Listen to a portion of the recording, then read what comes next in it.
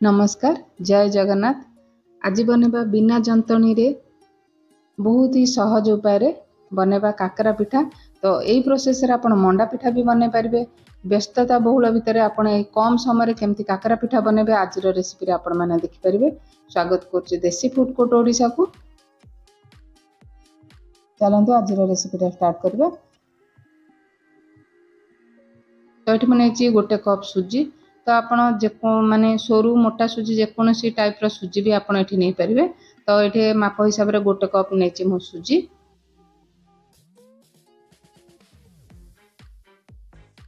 तो एठी नेछि आधा कप अटा। तो आपण चाहे समान समान भाग मापर भी नै परिबे। सुजी आधा को अटा आधा आधा। तो एठी नेछि गोटे चम्मच पान मधुरी को मो एठी छेची की पकेछि। तो बासनाटा भल हम आपन चाहे गोटा भी पकई पारे छेची पकड़े टे भल बासना हम। ये अधा चामच देती छेचा गोलमरच।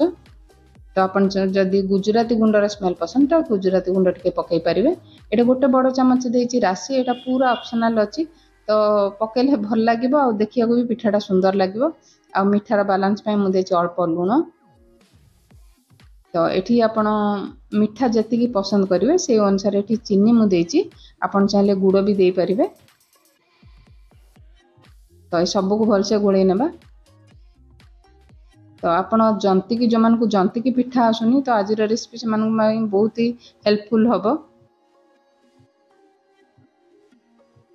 तो वीडियोटा प्रथम रु शेष जाए देखंतु। मु जो कप रे सुजी नेथिली से कप रे गोटे कप पूरा गरम क्षीर माने फुटुथुबा क्षीर मु एठी नेछि। तो एठी क्षीर को अल्प अल्प करके आमे पकेबा। तो एकाठी पकेबेनी। तो पतला हो गले पछरे जदि आपण अटा किंबा सुजी ऐड करछंती तो आपनकर पिठा टाण हो जिवो। तो अल्प अल्प करके एठी गरम क्षीर को आमे पके नबा। तो आपण चाहले गरम पानी रे भी माने पिठाटा बनै परिबे। तो क्षीरटा पकेले कोन के पिठार स्वादटा भलो लागिवो। तो क्षीर पके के आमे भलसे गोली नेबा। तो देखि पाथियो क्षीर केते जोर गरम अछि। तो आपन को पिठाटा जंतणी पिठा भलिया ही लागिवो। आउ आपन को बेसी परिश्रम भी पड़िबनी। तो क्षीर पके सबको भलसे गोली नेबा। तो मत लगे टिके सुजी फुलिबो मु तो आ टिके क्षीर दे देछि।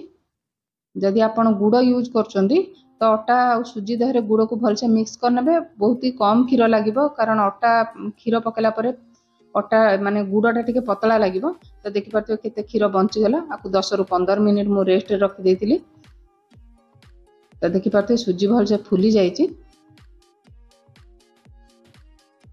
एठी अल्प गुआ घी दे देबा। जदि आपन गुआ घी स्मेल पसंद नै तो टी रिफाइन तेल टिके पके की भलसे चकटी नेबे।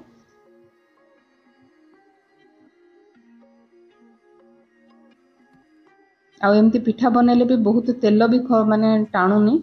बहुत ही सहज उपाय और बहुत ही माने आपण जदि समय नथिबो किछि दशहरा हो कि गुरुवार मार्गशीर मास रे एमती पिठा बनेउ चाहछन बहुत ही सहज उपाय कम समय रे आपण बनै परिबे। तो भलसे चकटी नेबा। जदि आउ टिके आपण टाण रखिया चाहछन तो क्षीर रो क्वांटिटी जेतला आपण गरम क्षीर पकोछंती टिके कम क्षीर पकै परिबे। तो आज रेसिपी जदि आपण मानु टिके भी भल लागो तो वीडियो गोटे लाइक कर नेबे। आ चैनल रे नुआ थिले चैनल को सब्सक्राइब कर नेबे। आ वीडियोटा को बहुत मात्रा रे शेयर करंदु। जो मानु को पिठा जंती की माने बने आसुनी तो एमती बने के से माने घरे बने परिबे काकरा पिठा। तो हाथ रे टिके गुआ घी दे देबा। जदि आपण एमती हाथ रे बने परनंती तो थाली पछपटे टिके घी देइकरी आपण हल्का हाथ प्रेस करके जेतिकी मोटा दरकार से हिसाब रे आपण काकरा पिठा बने परिबे। तो पतला कले भल लागिवनी माने पिठाटा बेसी मोटा रहिले भल लागिवनी कि बेसी पतला हो गेले भल लागिवनी। तो मीडियम थिकनेस रे आपण पिठा जाको को माने काकरा पिठा को बने नेबे। मु एटा हाथ रे बने नउची। आपण चाहले थाली पछपटे भी बने परिबे। तो आज रेसिपी आपण मानकु केमती लागिला निश्चिंत कमेंट करी कहिबे।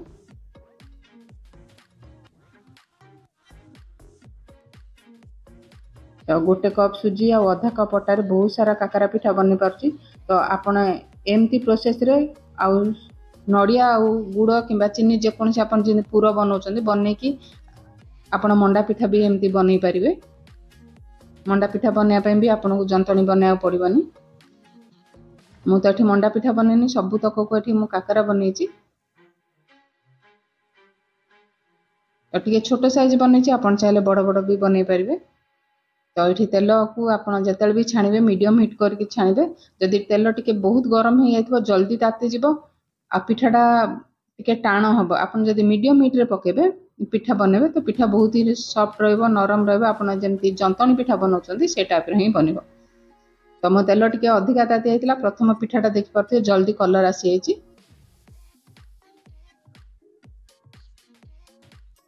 अल्प छाड़ला पर एपट सेपट करी उल्टे नेबा आ जेमती आपण जंतणी पिठारे आपणकर काकरा फुलुचे से टाइप रो ही पूरा फुलिला फुलिला पिठा आपणकर बनिबो।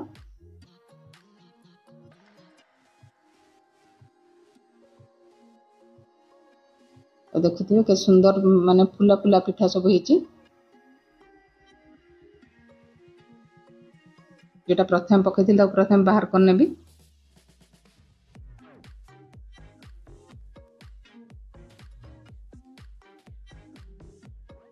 तो गुरुवार दशहरा रे आपणकर पिठा एमती बनातु। आपणकर पिठा केमती बनईथिला निश्चिंत कमेंट करी कहबे। तो एमती पिठा बनी गला पर मु बाहर कर नेची पुणी सेम प्रोसेस रे आउ तीनटा पिठाटी पकई नेची। आपण जदि अधिका तेल नौचन तो अधिका काकरा एठी पकई परिबे। तो देखि परथबे केते सुंदर सब पिठा बन के हमर रेडी हे गेला। आ एमती दशहरा रे आ मार्गशीर मास गुरुवार रे काकरा पिठा बनातु। आ चैनल को सब्सक्राइब करिया को जमारू भूलिबेनी। आ ते गोटे पिठा मु छिंडे की देखुचे देखि परथबे पूरा हमर जंतणी पिठा बलिया बनिची।